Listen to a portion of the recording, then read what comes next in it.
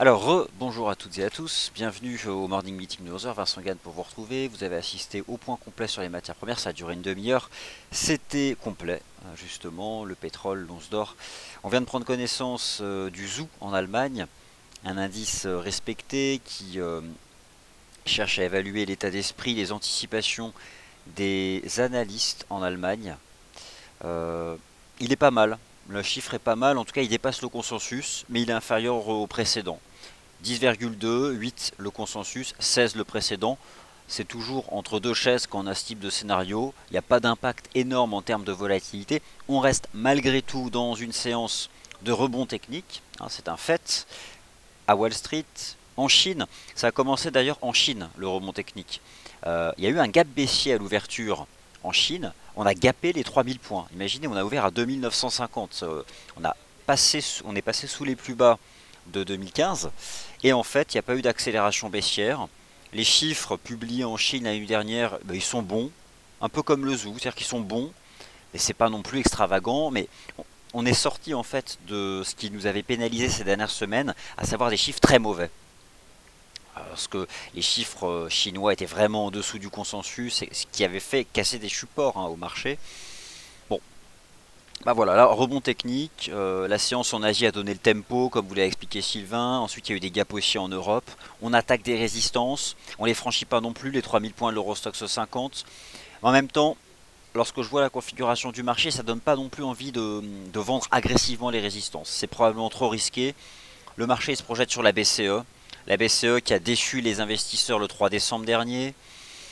Maintenant, la BCE revient. Est-ce qu'elle va changer de façon de penser? Est-ce qu'elle va être agressive? Est-ce que la BCE, imaginez demain que la BCE nous annonce une augmentation du volume monétaire du quantitative easing? Ça serait honnêtement en termes de crédibilité, si elle fait ça, c'est compliqué. Parce qu'en décembre, elle ne le fait pas.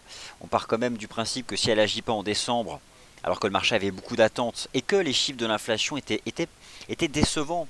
D'ailleurs, on vient de prendre connaissance de l'inflation au sein de la zone euro en décembre. Elle est confirmée à 0,9 pour l'inflation sous-jacente et à 0,2 en tenant compte des prix de l'énergie. Donc, c'est pas terrible. Mais à l'époque, cela n'avait pas amené la BCE à agir. Si elle décide d'agir là, demain, jeudi, c'est qu'en fait, elle surréagit à la chute du prix du pétrole, à la chute des marchés actions, et elle ne serait pas non data dependent, mais market dependent. Et ça, en termes de crédibilité, une banque centrale qui prend des décisions uniquement en regardant les marchés boursiers, c'est moyen. Alors par contre, c'est vrai que la baisse du prix du pétrole, là, c'est une réalité. Ça peut modifier les anticipations d'inflation, ça peut malmener des entreprises, des secteurs industriels, les producteurs de matières premières et donc les emplois. Donc peut-être qu'en effet, là, si depuis début décembre la BCE se dit bon bah là ça devient c'est compliqué un prix du pétrole comme ça, et puis si ça tombe à 20 dollars, il faut agir. On aura peut-être un début de réponse avec la Banque centrale du Canada demain parce qu'elle elle est directement concernée. Il y a une part importante de la population active au Canada qui est concernée par ça. Donc voilà, bon, ça on sera fixé demain, je ne vais pas en dire davantage, on ne va pas s'enfermer dans les mots. Le zoo, il est bon. Le zoo, il est pas mal. L'inflation est confirmée au sein de la zone euro en décembre. Il y a une bonne probabilité qu'on reste dans les dynamiques en place depuis l'ouverture. Et cette dynamique, depuis l'ouverture, elle est comment? Et elle est haussière sur les indices. Alors, premier graphique qui peut qui donne le point de départ de ce rebond technique. Shanghai. Pour ceux qui n'étaient pas là ce matin au Good Morning Euro Dollar, laissez-moi zoomer sur le chandelier journalier de Shanghai. C'est pas mal du tout ce qu'on a fait. Donc, je vous rappelle, lorsqu'on a un chandelier positif, la partie basse du corps, c'est l'ouverture. Donc regardez, on a ouvert sous le support. Un petit gap baissier. Alors là, j'imagine que des vendeurs en session asiatique, je sais pas, moi je dormais personnellement. Et peut-être que des personnes qui ont suivi la session asiatique se sont dit on gappe le support, ça va décrocher. Et en réalité, c'est pas du tout ce qui s'est passé. On a eu à 3 heures du matin les chiffres de la production industrielle et du PIB en Chine, pas mauvais, pas mauvais. On n'est pas du tout dans le scénario de décrochage de la croissance économique chinoise sous 6%. Ça s'est confirmé à 6,8%. Donc bon, on a rapidement comblé le gap baissier et on a clôturé au-dessus des 3000 points, à 3049. S'en est suivi en Europe des ouvertures avec des gaps haussiers. Et pour l'instant, on est dans cette dynamique. Et nous, ce que nous pensons chez DailyFX, c'est que les stratégies de vente des indices boursiers, elles ont été techniquement tout à fait justifiées depuis début décembre, depuis 3 semaines, qu'on a perdu 10% depuis 1er janvier, et que la BCE va parler jeudi. Alors, la tendance baissière, elle est peut-être pas finie, mais pendant 48 heures, nous vous proposons, c'est notre opinion, de la mettre entre parenthèses, en attendant d'y voir plus clair. La clôture de ce soir, elle sera importante. C'est ce que nous avons tenté de vous expliquer ce matin, notamment parce qu'on identifie des divergences haussières en D1. Prenez le DAX en données journalières. Vous montrez le DAX en données journalières. Et l'USD Yen. En plus, ces marchés sont corrélés. Regardez en données journalières le DAX. Divergence haussière, mais potentielle. C'est-à-dire que là, si je clôturais le DAX maintenant, il n'y a pas de divergence haussière. Si là, j'avais le pouvoir de le clôturer maintenant, je le bloque. Il n'y a pas de div. Idem pour l'USD Yen. Mais elle est potentielle. Mais pour l'instant, c'est vrai qu'on ne franchit pas de résistance. Donc, je vais éviter de vous proposer des scénarios swing. On raisonne en intraday. Ce matin, Sylvain vous a proposé cette stratégie d'achat. Elle est dans les cordes, cette stratégie d'achat. Elle fonctionne bien. On teste maintenant une résistance sur le DAX. Voilà, les 9730. Là, le marché n'a pas l'air de la vendre, le zoo est pas mal. On peut pas acheter sous résistance, ça c'est certain. C'est franchement pas évident parce que regardez, dans le triptyque, là j'ai l'Eurostock 50, il teste 3000. J'ai le DAX, il teste 9730. J'ai l'USD Yen qui teste les fameux 118.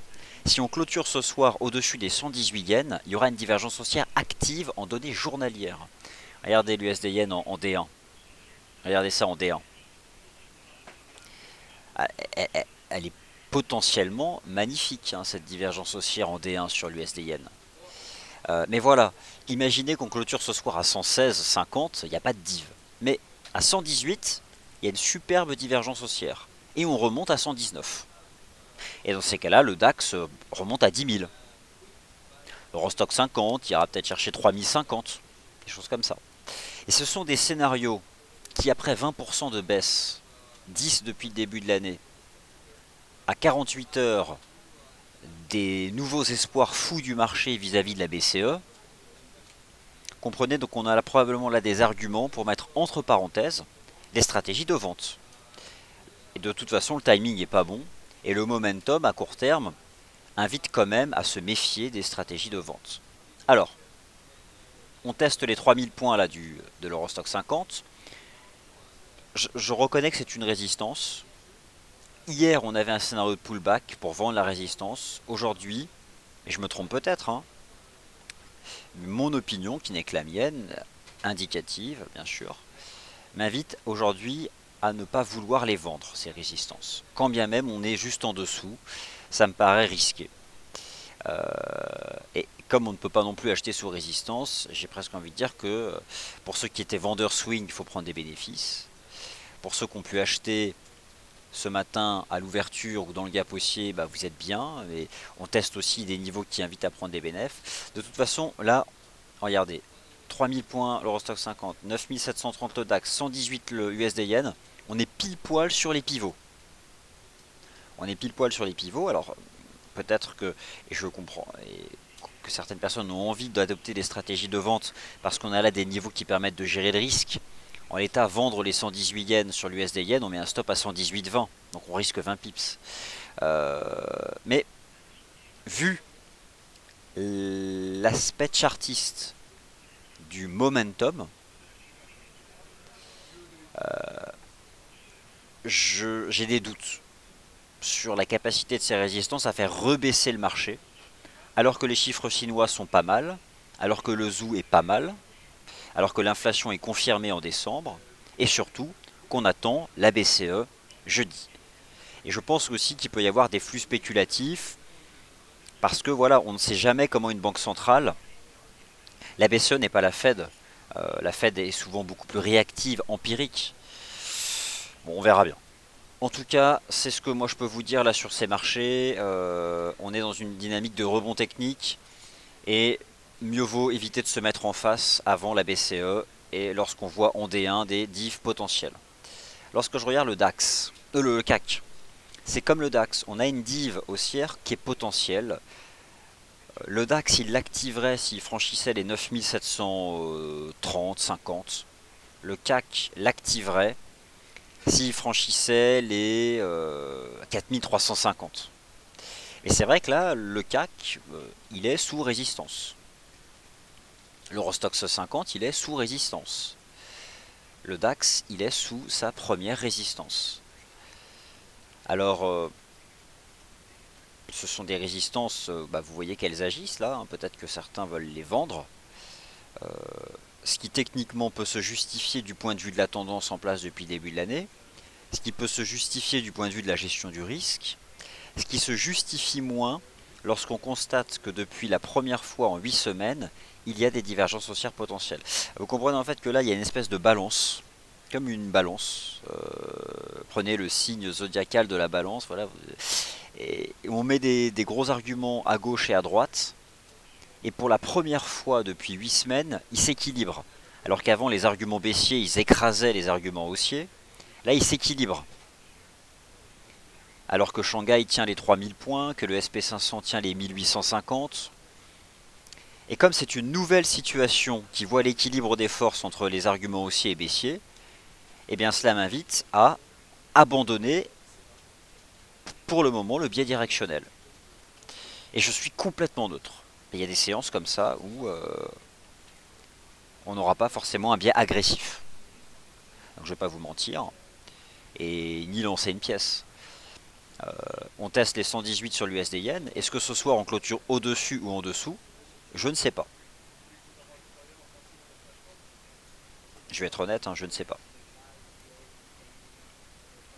Alors, les paires majeures.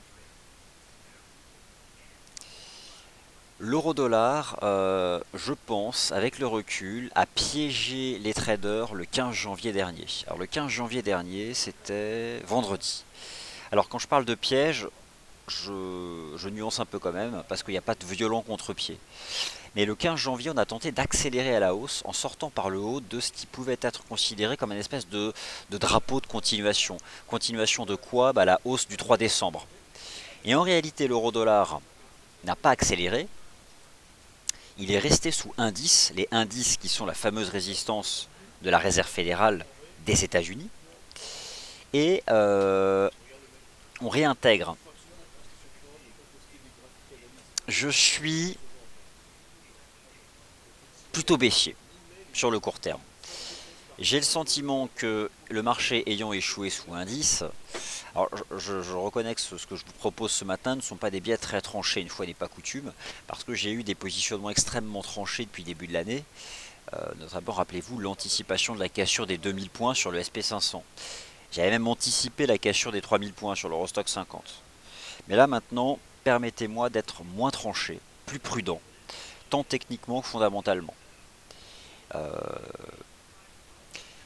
Sur l'euro-dollar, le fait qu'on ait échoué sous indice, qu'on ait presque fait ce piège d'accélération en sortie de canal, m'invite à reprendre un biais baissier.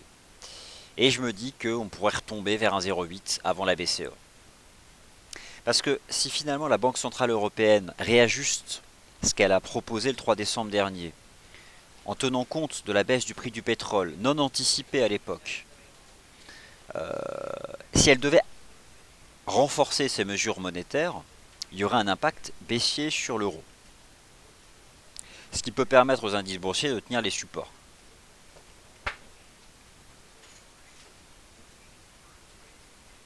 Là, j'avoue, les indices, pour l'instant, ils restent sous leur résistance. Hein. C'est un fait. Mais bon, je suis très méfiant.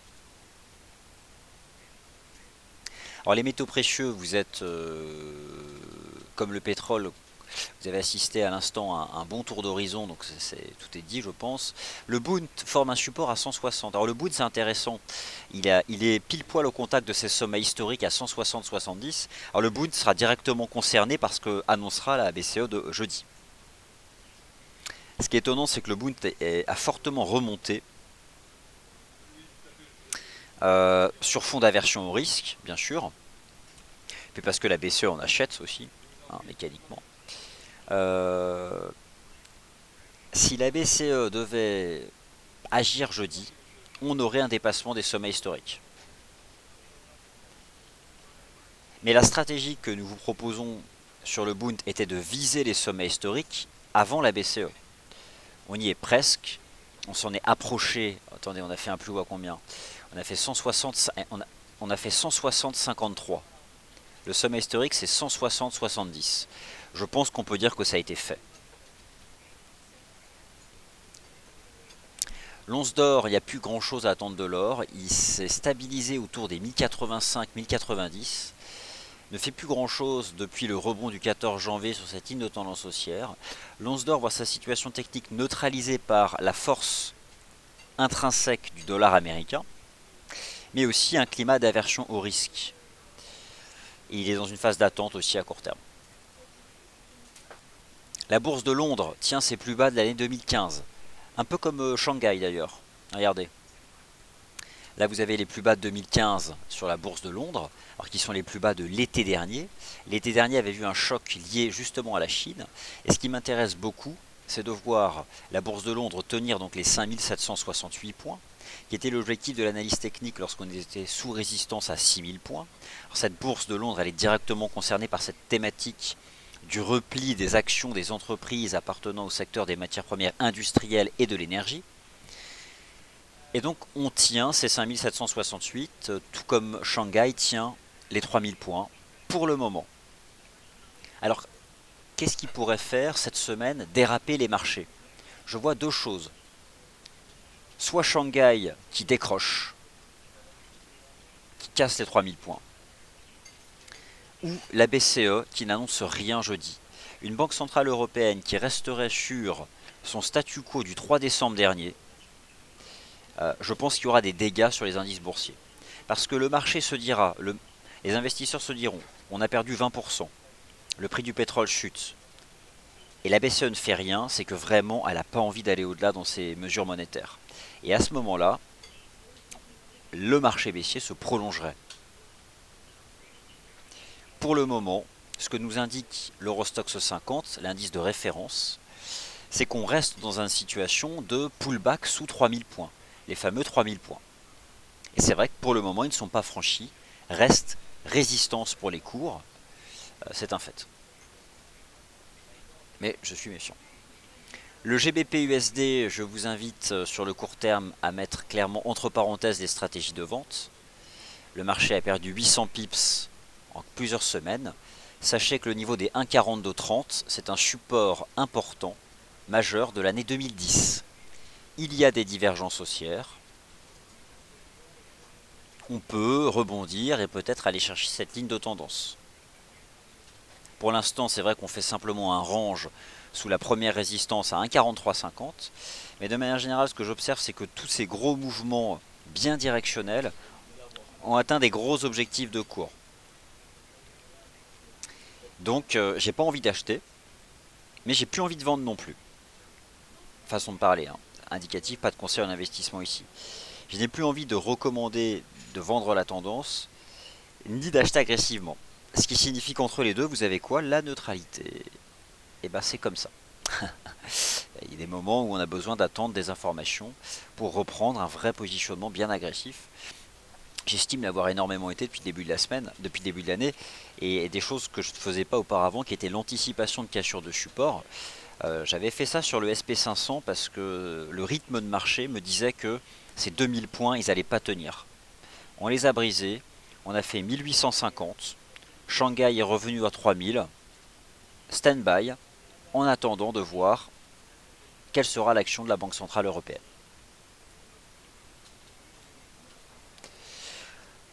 Allez, maintenant je me laisse guider par vos questions parce que bah voilà, je pense avoir, moi j'ai fait, je me suis exprimé. Alors c'est parti. Exactement mon cher Greg, ça sent la journée de repos côté trading. Ça sent la journée de repos. Cher Greg, fidèle auditeur. Alors vos positions n'apparaissent pas sur les graphiques. Ça c'est... Alors, si c'est sur le compte de démonstration, je pourrais pas vous aider. Le compte réel, c'est probablement simplement une option que vous avez désactivée, il y a quelque chose. Contactez nos équipes, mais les ordres apparaissent sur les graphiques sans aucun souci, hein. Tout est là en fait, hein. Vous pouvez choisir de montrer, faites un clic droit sur le graphique et allez voir montrer information de trading, montrer information de trading. Regardez si c'est bien coché, montrer. Bonjour PV31 et bonne année à vous aussi. Alors Sin, bonjour, l'Euronoc je ne le suis pas, malheureusement je ne l'ai pas. Je ne suis pas l'Euronoc, malheureusement. Alors question de Totov. Alors Totov, question sur le CAC 40 intéressante. Le CAC 40, tout comme le DAX et l'Eurostoxx 50, là testent leur première résistance. C'est un fait. Donc en l'état, je ne peux pas repasser haussier. Mais c'est vrai que je suis beaucoup moins agressif par rapport à mon discours des dernières semaines qui était de dire qu'il fallait utiliser toutes les résistances pour vendre. À court terme, je suis beaucoup plus prudent. Parce que la Banque Centrale Européenne arrive et qu'elle est capable de malmener des stratégies swing trading. Par contre, vous avez raison, le CAC 40 teste là les 4300 points. Les 4300 points dont la traduction se trouve à 9730 sur le DAX et à 3000 points sur l'Eurostoxx 50. C'est vrai que si on va au bout de la logique du marché tendanciel, ce sont des résistances et qu'il est justifiable de les vendre parce qu'on peut gérer son risque et que c'est en plus dans la tendance. Mais le fait que l'horizon de temps journalier, le RSI D1 notamment, présente quelque chose de potentiel à la hausse, m'invite à être plus prudent. Alors lorsqu'on trade et qu'on investit des capitaux de trading, cette prudence peut être parfois simplement de continuer de faire confiance à la tendance, mais de moins investir. On peut s'ajuster de cette façon-là.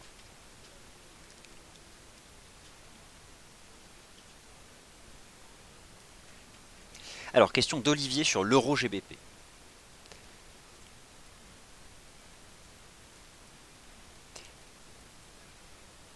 Alors, je sais que vous aimeriez avoir quelque chose de beaucoup plus directionnel, mais voilà, permettez-moi de réajuster mon positionnement qui sera moins agressif à court terme. Alors, l'euro GBP a beaucoup progressé. L'euro est fort depuis la BCE. Le GBP est très faible. L'euro GBP est une tendance haussière. Je pense qu'on a donné un signal d'achat à la cassure des 0,7490. Depuis la cassure des 0,7490, on a atteint l'objectif des 0,77. Donc, objectif de l'analyse technique atteint. Désormais, nous sommes assez éloignés des premières lignes de tendance et surtout assez éloignés des premières lignes de support. D'autant plus que le GBP USD, quant à lui, rebondit sur un support de 2010 et que l'euro-dollar a échoué vendredi dernier, a accéléré à la hausse. Ce qui fait donc que cette ligne de tendance sur l'euro GBP, je n'y accorde pas d'importance, et que l'euro GBP pourrait se replier en direction des 0,7550. Le seul bon point d'achat sur l'euro GBP est compris entre 0,75 et 0,7550, avec cette superbe ligne de tendance haussière. Donc, il est maintenant, le timing n'est pas bon pour acheter l'euro GBP, qui a atteint un target, mais ce que je vous invite d'ores et déjà sur vos graphiques, c'est à mettre sous haute surveillance la zone des 0,75, 0,7550 pour une stratégie d'achat. Donc celle-là, il faut la surveiller pour les prochaines séances. Ce sera un bon point d'entrée, 0,75, 0,7550. Alors, bonjour à tous. Alors, question voilà, de Nobstar sur voilà, l'AUD USD. Excellente question. Pareil sur l'AUD USD.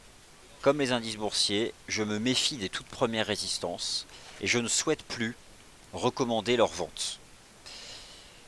Il y a aussi quelque chose de potentiel en D1 sur l'AUD USD qui s'apparente, si ce soir on clôture bien, à une vraie divergence haussière, pouvant faire entrer le marché dans un range, voire le faire remonter à 0,70. Donc, non. Mon opinion est que c'est trop risqué de vendre la première résistance. Donc je ne suis en effet plus vendeur de la première résistance sur la UD USD. Stand by.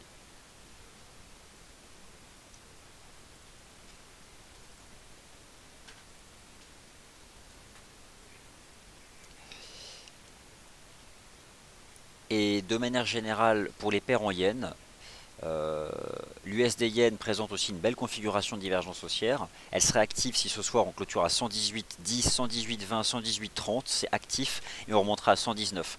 Ayez en tête un raisonnement simple, l'USD Yen, considérez-le comme le leader des paires en Yen, c'est le baromètre des paires en Yen. Si l'USD Yen présente une configuration de fin de baisse, voire potentiellement de rebond, cela s'applique à toutes les paires en Yen. Peut-être pas le cas de Yen. Ok, parce que c'est le pétrole. Mais au moins, cela s'applique au GBP Yen. Le GBP USD sur un gros support, divergence haussière. L'USD Yen est sur un gros support, divergence haussière. Donc le GBP Yen, mécaniquement, rebondira avec. Parce que si le GBP USD et que l'USD Yen rebondissent, mais le GBP Yen n'est que la résultante du variation de ces deux taux de change.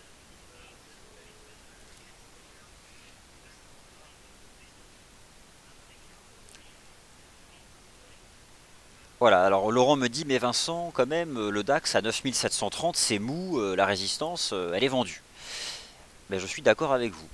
Le CAC, là, il teste 4300 résistance, l'Eurostoxx 50, il teste 3000 résistance, et le DAX, il teste 9730 résistance.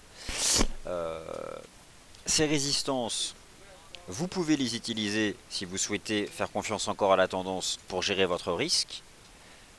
Mais moi, mon opinion est que je ne préfère pas les utiliser à court terme. Les résistances, je préfère patienter. Mais j'admets qu'elles sont vraiment présentes. Si éventuellement on avait en données horaires un rejet, quelque chose qui montre que la résistance agit, pourquoi pas. Mais là, je trouve que depuis la session asiatique, on est dans un marché de rebond technique, qu'il y a la BCE dans 2 jours, que le ZOO est pas mal, que les chiffres chinois sont pas mauvais, qu'on a perdu 20% en 8 semaines, 10 depuis le début de l'année. Donc, et enfin qu'on a ces divergences potentielles, c'est pour ça que je ne préfère pas défendre la vente des résistances.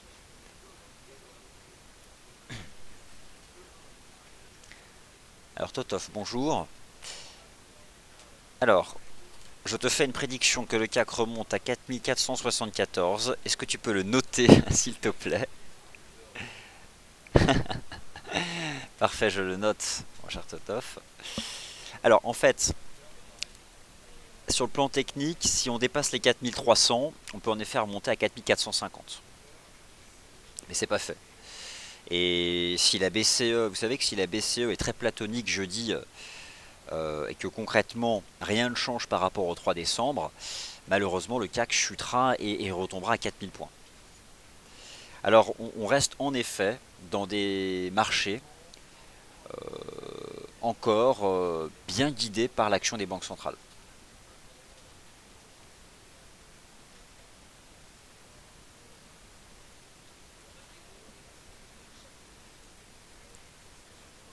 Voilà. Voilà, chers auditeurs, écoutez, j'ai essayé d'être le plus honnête possible. Après, j'admets que l'USD Yen, pour l'instant, il échoue sur 118, que le DAX échoue sur sa première résistance, le CAC, l'Eurostoxx 50 aussi. J'en prends note, je constate que les résistances agissent, mais pas non plus de manière agressive. Et je préfère voilà, ne pas inviter à les vendre agressivement. Mais si malgré tout vous voulez utiliser les résistances pour vendre, je pense qu'il faut vous exposer de manière très réduite en termes de capitaux, et surtout de mettre un stop juste au-dessus. Parce que si on les attaque et qu'on tente de les franchir, je pense que cela peut passer cette fois-ci. On verra. Allez, merci à tous d'avoir été attentifs, d'avoir posé des questions. Voilà, bah écoutez, c'est un plaisir moi c'est un plaisir de répondre à vos questions. Vous retrouvez Sylvain à 13h pour le 13h des Day Traders et le suivi de ce qu'il vous a proposé ce matin sur le DAX, qui était une bonne stratégie d'achat. On verra bien son point de vue maintenant qu'on teste des niveaux importants. Moi je vous retrouve aujourd'hui à quelle heure? Bonne question. À quelle heure je vous retrouve aujourd'hui? Ça doit être 15h15. 15h15. Voilà, je vous retrouve à 15h15 aujourd'hui. Parce qu'il n'y a pas de statistiques américaines, donc on va faire l'ouverture de la session US comme d'habitude. Et cet après-midi, je vais vous parler du SP500, du Dow et du Nasdaq. Et vous allez voir que là aussi, on est sur des niveaux très importants. Moi, vous savez ce que je pense? Le niveau des 116 yens sur l'USD yen, c'est la ligne de coup d'une énorme tête-épaule. Ça va tenir un peu, on va rebondir. Mais j'ai le sentiment quand même qu'en 2016, on finira par casser les 116 et qu'on tombera à 112, voire 110 yens. Et ça, c'est un scénario qui peut se déployer sur toute l'année 2016, donc on a largement le temps.